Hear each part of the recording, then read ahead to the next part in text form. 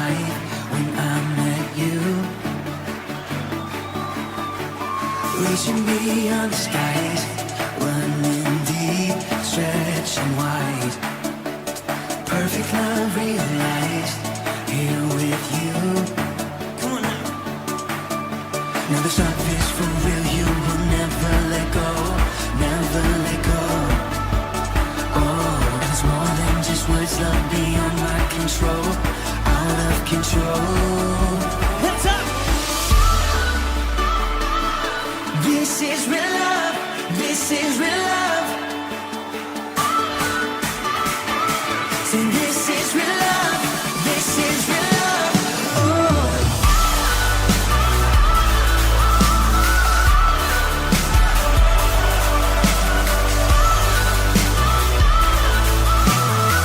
Come on and say, you're pulling me closer and closer, holding my heart till the very end. Jesus, I'm found in your freedom. This is real love, this is real love. In your heart I am found. I want you, I want you. You won't let me down. You got me, you got me. No time is for real, you will never let go, never let go. Oh, and it's more than just words, love beyond my control, out of control. You're pulling me closer and closer, holding my heart to the very end.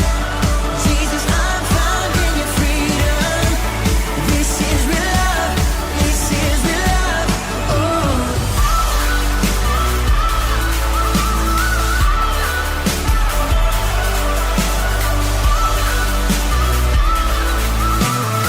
Come on, y'all. You're pulling me closer and closer, holding my heart till the very end. Jesus, I'm found in your freedom. So this is real love, this is real love. Oh.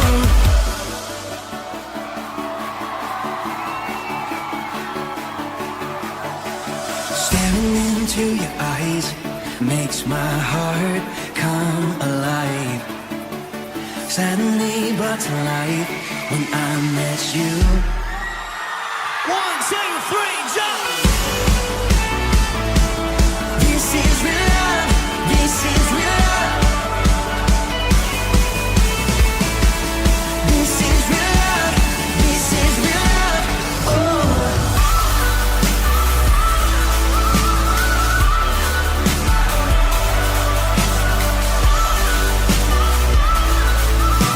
One more time, we say, you're pulling me closer and closer, holding my heart till the very end.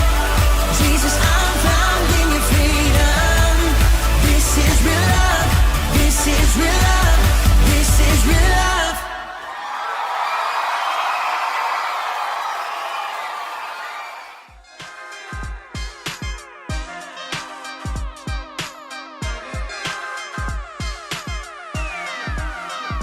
Well, Jojo, yeah, today we're going to be talking about something really important. Girls?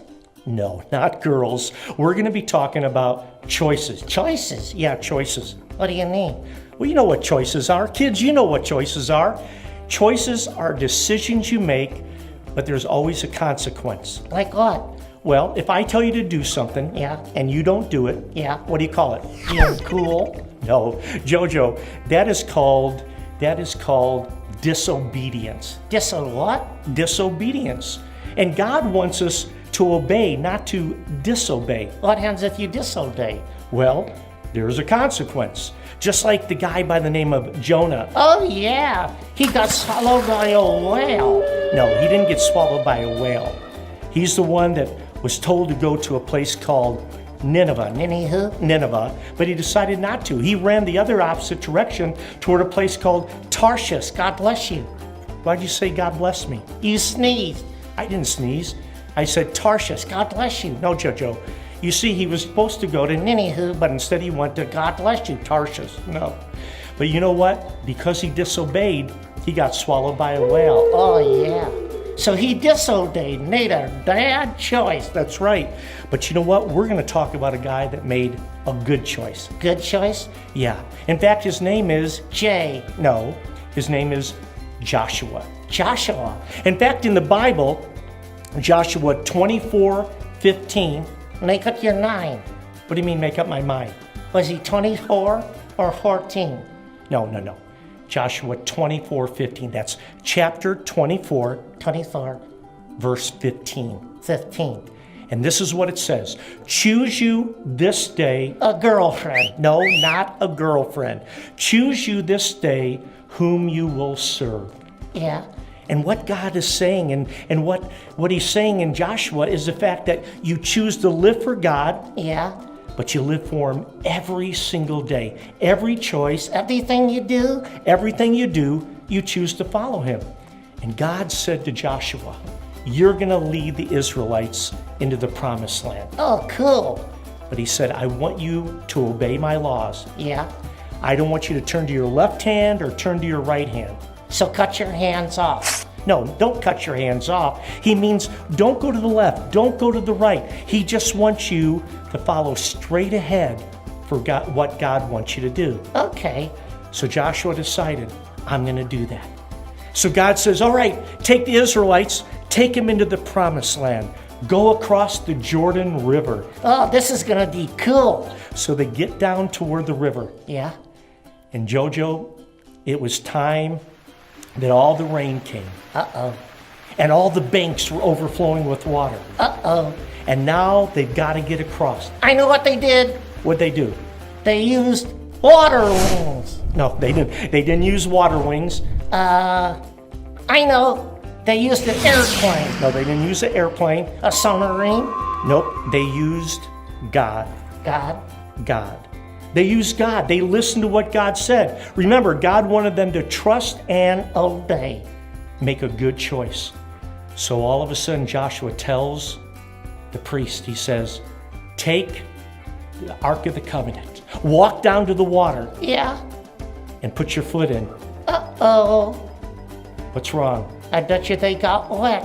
What do you mean? They wet their pants. No, they did not wet their pants because they were trusting in what God wanted them to do. Like what? So when they put their foot into the water, God had said, when your foot hits the water, I will part the water.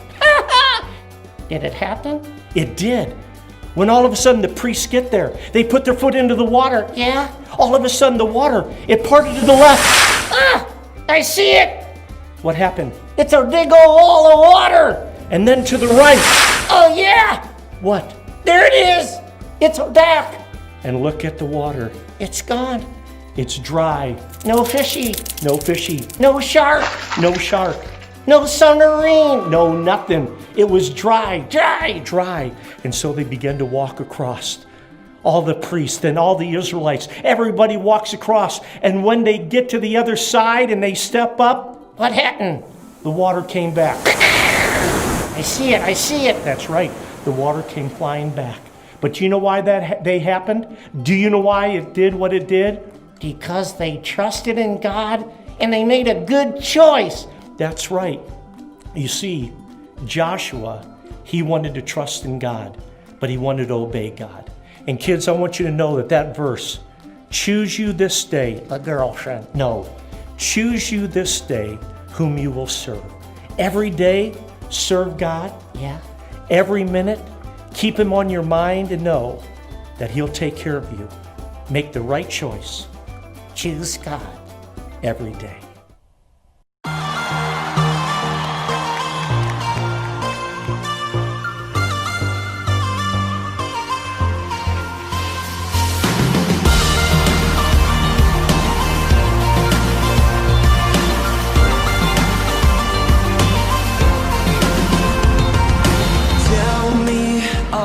Secrets, tell me everything.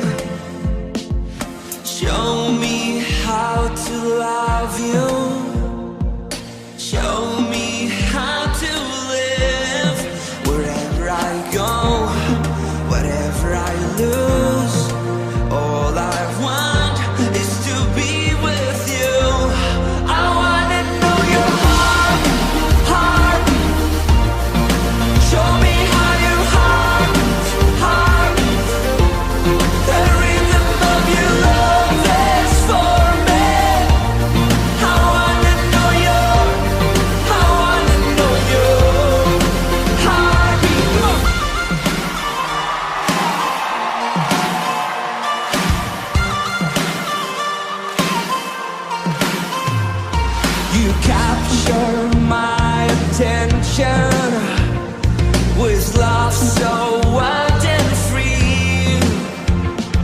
You light my soul on fire, and I'm burning with your dreams. I wanna know your heart. Show me how you heart. The rhythm of your love that's for me. I wanna know your heartbeat.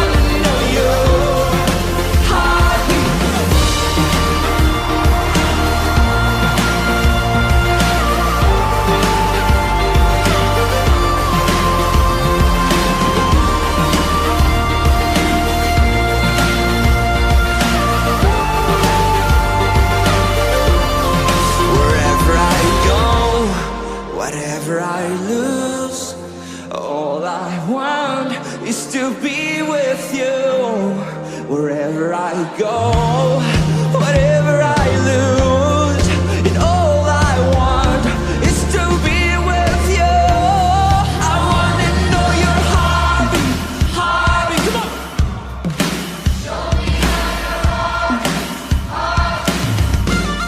I wanna know your heart. Show me how your heart beats.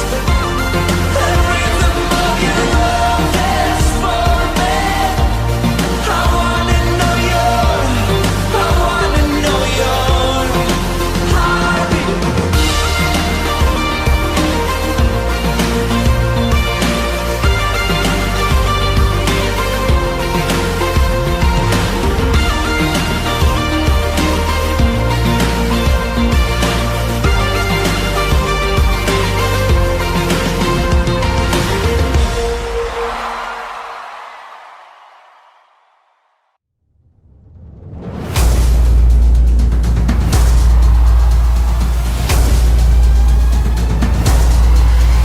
Hey guys, today I'd like to share with you a story.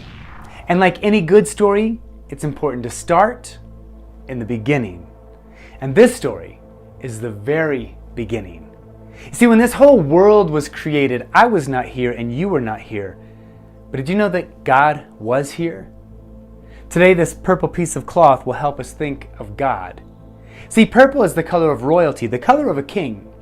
God created this world. He was and He is king over all of it. He created the mountains and the valleys. He created rivers and trees. He created animals of all kinds, but then God did something different. He created something extra special. He created people. People like you and me. In fact, every single person who ever has or ever will walk upon the face of this earth was created by God. Today, this red piece of cloth will help us think of people. And here's the thing, when God made us, He had an extra special plan for us. He wanted us to be close to Him, to be tight with Him, to have a solid, unbroken relationship with God. But there's a problem. See, the problem is that all of us have done something to ruin all of that. Every single one of us have let words come out of our mouth that we knew we shouldn't say. We've all done things that we knew were wrong to do. Those type of things we are told are called sin. You see, all of us have sinned, and because we have sinned, we've been separated from God. The perfect relationship we were created to have has been broken. It's been ruined. And not only have we been separated from God, but there is now a penalty that we have to pay, a price that we owe, and we are told that the wages of sin, the price that we owe, that price is death.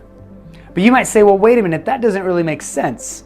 If none of us are perfect, if all of us have said and done things we shouldn't say and do, and if the wages of sin, the price we owe for sinning is death, why are we alive?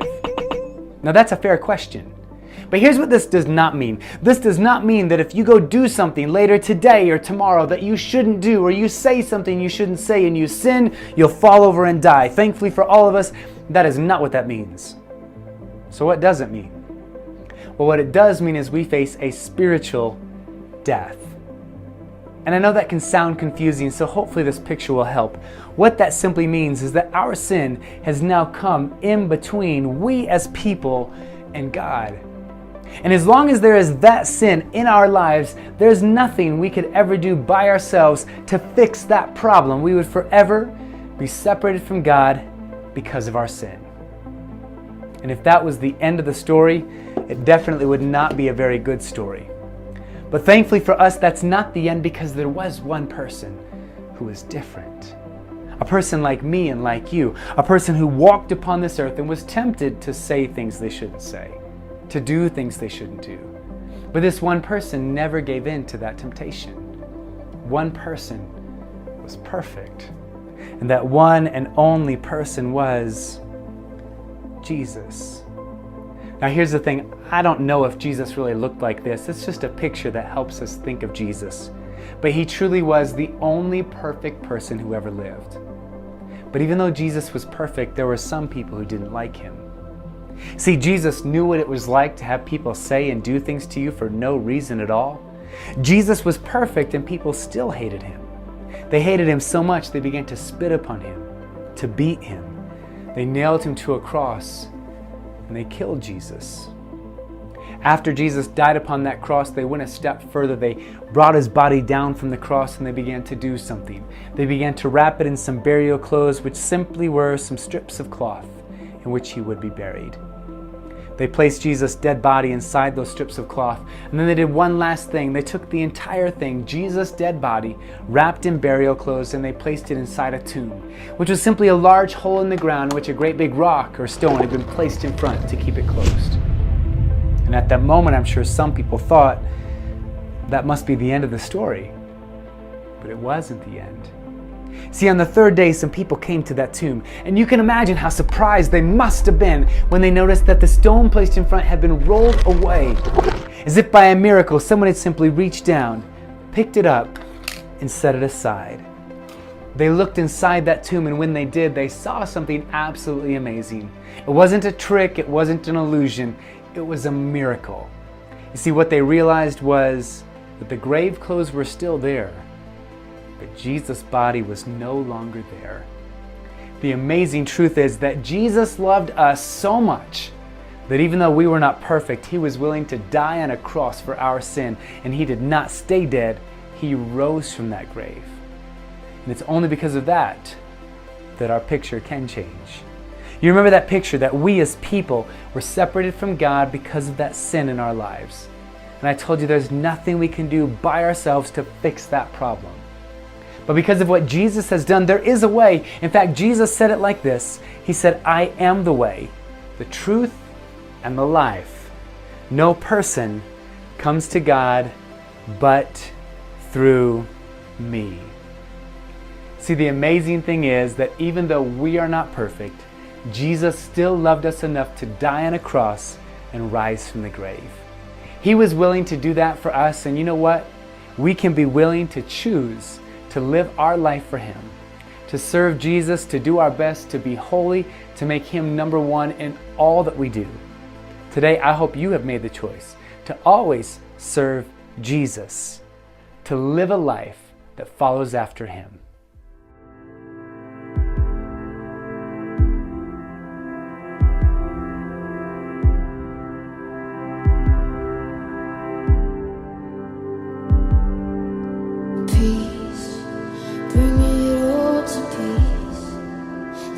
Surrounding me, let it break.